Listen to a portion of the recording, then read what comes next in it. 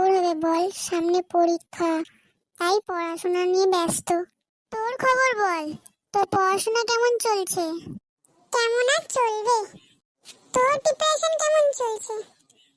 একই অবস্থা রে, তোর মতনই।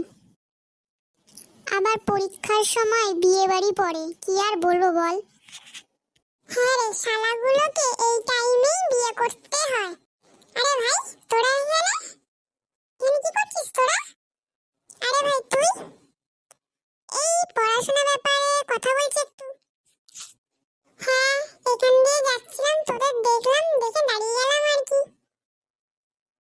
তা কি রে স্নেহা, তোর খবর কি?